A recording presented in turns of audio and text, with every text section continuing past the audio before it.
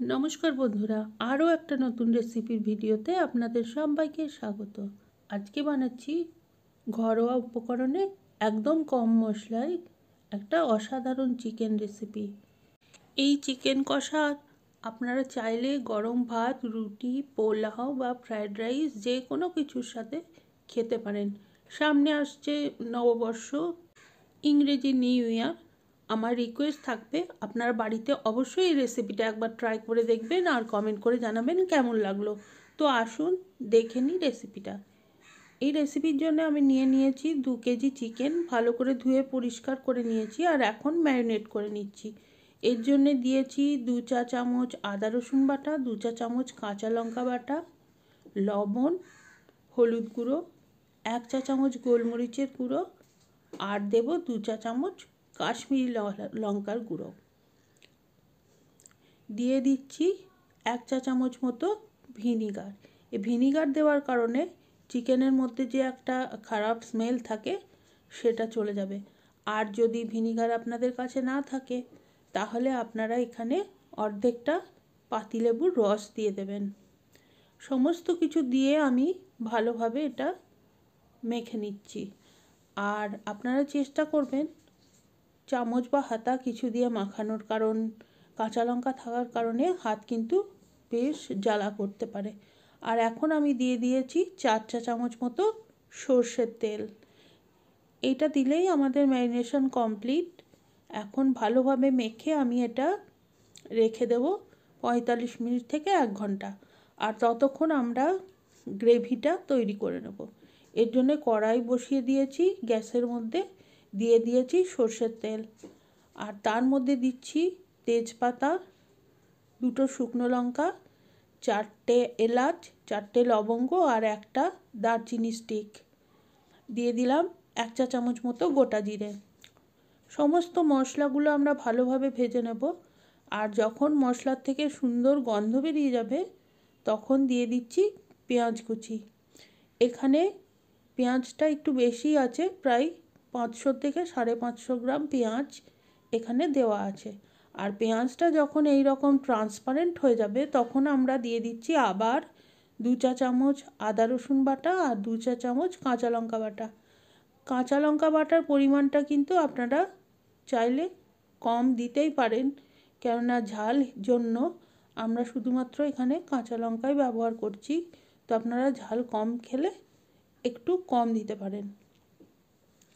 আর দিয়ে দিচ্ছি হলুদ গুঁড়ো আর 2 চা চামচ কাশ্মীরি লাল লঙ্কার গুঁড়ো। কালারের জন্য এটা দেওয়াটা দরকার।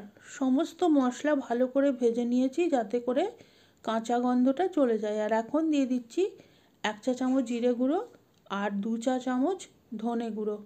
ভালোভাবে মিশিয়ে নিয়ে আবার ভেজে নেব। আর মশলা দেওয়ার পরে আমি কিন্তু গ্যাসটা করে দিয়েছি একদম লোতে। দিয়ে দিয়েছি লবণ। আর এখানে বিশেষভাবে খেয়াল রাখতে হবে মশলাটা যেন তলায় পুড়ে না যায়, তাহলে কিন্তু খেতে খারাপ হবে। দেখুন ভালোভাবে নেড়েচেড়ে ভেজে নিয়েছি আর এখন বেশ একটু তেল ছাড়তে আরম্ভ করেছে। এই পর্যায়ে আমি দিয়ে দেব 2টো একটু বড় সাইজের টমেটো বেটে রেখেছিলাম সেটা। টমেটোটা দিয়ে আবার ভালো করে ভেজে নেব যাতে টমেটোর কাঁচা গন্ধ চলে যায়। আর তারপরে দিয়ে দিচ্ছি সামান্য একটু জল। টমেটো বাটা যে গ্রাইন্ডারে বেটেছিলাম সেই গ্রাইন্ডার ধুয়ে একটুখানি জল দিয়েছি। আর সমস্তটা আবারও ভালো করে ফুটিয়ে নেব ততক্ষণ যতক্ষণ না মশলাটা একদম গলে যায়। তো তারপরে দিয়ে দিচ্ছি ম্যারিনেট করে রাখা চিকেনগুলো। চিকেনটা আমার 45 মিনিট মতো ম্যারিনেট করে রাখা হয়ে গেছে। চিকেনটা দিয়ে আমি পুরো মশলার সাথে ভালোভাবে এটাকে মিশিয়ে নেব। আর এই রান্নায় কিন্তু আমরা আর কোনো জল ব্যবহার করব না।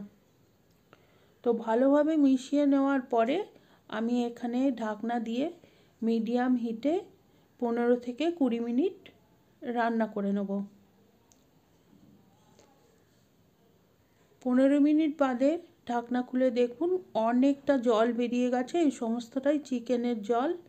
আর এখন আমি আর একবার নেড়েচেড়ে দেব। দিয়ে এটাকে আমি দেখে নিচ্ছি একটু দেখুন চিকেনটা সেদ্ধ হয়ে গেলেও সামান্য একটু শক্ত আছে, তো আমি আরও ঢেকে দিয়ে 10 মিনিট আবারও রান্না করে নেব। 10 মিনিট হয়ে গেছে আর চিকেনও আমার পুরো সেদ্ধ হয়ে গেছে আর কালারটাও খুব সুন্দর এসছে। তো আমি এখন দিয়ে দিয়েছি হাফ চা চামচ গরম মশলার গুঁড়ো। গরম মশলাটা দিয়ে ভালো করে মিলিয়ে নিয়েছি আর দিয়ে দেব 1 চা চামচ ঘি। ঘিটা চাইলে আপনারা স্কিপ করতে পারেন, তবে ঘি দিলে গন্ধটা একটু বেশি ভালো হয়, সেজন্য দিলাম। আর রান্না প্রায় কমপ্লিট। এখন এই শেষ পর্যায়ে দিয়ে দিচ্ছি খানিকটা ধনেপাতার কুচি। এটা দিয়ে আমি আরেকবার মিশিয়ে নিচ্ছি, তারপরে গ্যাসটা অফ করে দেব আর ঢাকনা দিয়ে 10 মিনিট স্ট্যান্ডিং টাইমে রাখার পরে পরিবেশন করব এই চিকেন কষা। এটা অসাধারণ খেতে হয়েছে আর লুক ওয়াইজ তো দেখতেই পাচ্ছেন কত সুন্দর হয়েছে। তো আপনারা বাড়িতে অবশ্যই একবার ট্রাই করবেন আর কমেন্ট করে অবশ্যই জানাবেন কেমন লাগলো। আর রেসিপিটা ভালো লাগলে প্লিজ লাইক শেয়ার সাবস্ক্রাইব করতে ভুলবেন না। সবাইকে অ্যাডভান্স হ্যাপি নিউ ইয়ার।